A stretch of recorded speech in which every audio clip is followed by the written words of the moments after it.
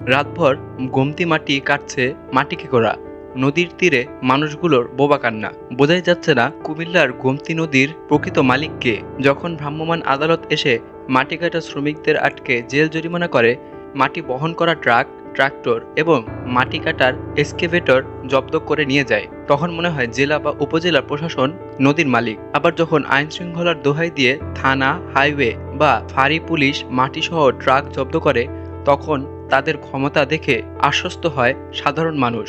কিন্তু যখন নদী ভাঙ্গার উপক্রম হয়, তখন কেউ কাউকে আশ্বস্ত করতে পারে না। রাত দিন নদীর তীরে পরিবার পরিজন নিয়ে বিনিদ্র রজনী কাটানোর পাশাপাশি উপোস থাকতে হয়। এ সময় জেলা, উপজেলা বা পুলিশ প্রশাসনের কারো উপর নির্ভরও করতে পারে না। যার সর্বশেষ উদাহরণ 2024 সালের 19 আগস্ট জেলার প্রধান নদী কুমিল্লা আদর্শ সদর ও বুড়িচং উপজেলার নদী তীরবর্তী এলাকার লাখ লাখ মানুষের। 22 আগস্ট রাতে একসময় নদীটির বাঁধ ভেঙে গেলে বুড়িচং ব্রাহ্মণপাড়ার 13টি ইউনিয়ন পানিতে তলিয়ে গেলে লাখ লাখ মানুষ নদী বন্দী হয়। স্বপ্ন দেখায় প্রশাসন, পানি উন্নয়ন বোর্ড থেকে বাঁধ সংস্কারের। তবে বাঁধ ভাঙ্গার স্থানটি ব্যতীত ঝুঁকিপূর্ণ স্থানগুলোতে স্থায়ী কোনো মেরামতের দেখা নেই।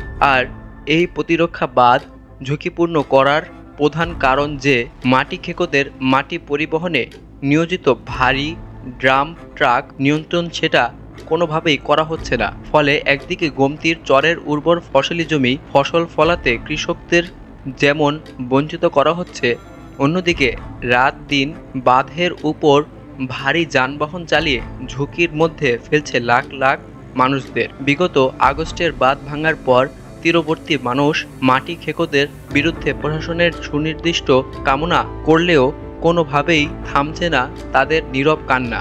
আর তাই তো আবারও গোমতীর দুপারের বিভিন্ন স্থান থেকে অবাধে কাটা হচ্ছে মাটি, যা বহন করতে যানবাহনে চড়ে উঠানামায় অপরিকল্পিত র্যাম করায় আবারও হুমকির মুখে প্রতিরক্ষা বাঁধ। 2024 সালের আগস্টের মাঝামাঝি উজানের ও অতিরিক্ত বৃষ্টিতে গোমতীর দুতীরের কুমিল্লা আদর্শ সদর উপজেলা, মহানগরীর কিছু অংশ, ময়নামতি সেনানিবাস, বুড়িচং, ব্রাহ্মণপাড়ার অনেক স্থান ঝুঁকিপূর্ণ হয়ে যায়। এ সময় 22 আগস্ট রাতে বুড়িচং উপজেলার শোলনল ইউনিয়নের বুরবুরিয়া গ্রামের প্রতিরক্ষার বাঁধটি ধসে যায়। এরপর বুড়িচংয়ের 5টি ইউনিয়ন ছাড়াও ব্রাহ্মণপাড়ার 6টি ইউনিয়ন পানিতে তলিয়ে যায়। পানি বন্দী হয় লাখ লাখ মানুষ। অবর্ণনীয় দুর্ভোগ সহ বিপুল পরিমাণ সম্পদেও ক্ষয়ক্ষতি হয়। এরপর মানুষ মনে করেছিল এবারও হয়তো গোমতীতে মাটি খেকোদের তৎপরতা কমবে, প্রশাসন হয়তো এ ব্যাপারে কঠোর পদক্ষেপ নেবে। কিন্তু গত 8 থেকে 10 দিন ধরে বুড়িচংয়ে কামারখাড়া, বাবুবাজার, সদর উপজেলার আমতলী, পালাপাড়, বানাসুয়া, ভাটপাড়া, কাপ্তান বাজার, চন্দপুর প্রভৃতি স্থানে নদীর দুপারে অবাধে মাটি কাটা হচ্ছে। এতে আবারও হুমকির মুখে যেমন গোমতীর প্রতিরক্ষা বাঁধ, তেমনি ড্রাম ট্রাক থেকে মাটি পড়ে সড়ক বিবর্ণ সহ ঝুঁকিপূর্ণ হয়ে উঠেছে। বাঁধ ভাঙায় লাখ লাখ মানুষের দুর্ভোগ, ক্ষয়ক্ষতি, রাত দিন পরিশ্রম সবকিছু যেন ভুলে গেছে সাথে প্রশাসনের লোকেরা। সরজমিনে গোমতীর চর এলাকায় ঘুরে নদীর তীরে অনেকের সাথে কথা বলতে চাইলে নাম প্রকাশ না করার শর্তে অনেকেই জানান, বুড়িচংয়ের কামারখাড়া এলাকায় জসিম, আমতলী এলাকায় আলমগীর, দুর্গাপুরে হোসেন মেম্বার, লিটন, মিজান, জুয়েল, দিঘির পাড়ে ইয়াকুব প্রমুখের নাম বলেছে।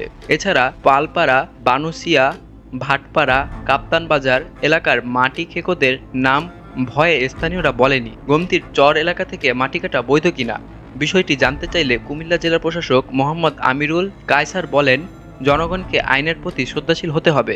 যাদের বিরুদ্ধে মাটি কাটার অভিযোগ আছে তাদের বিরুদ্ধে অভিযান অব্যাহত আছে। এসিল্যান্ডদের বলে দেওয়া হয়েছে, যেখানে মাটি কাটা হয় সেখানে সেনাবাহিনী ও পুলিশদের সহযোগিতা নিয়ে অভিযান পরিচালনা করতে হবে।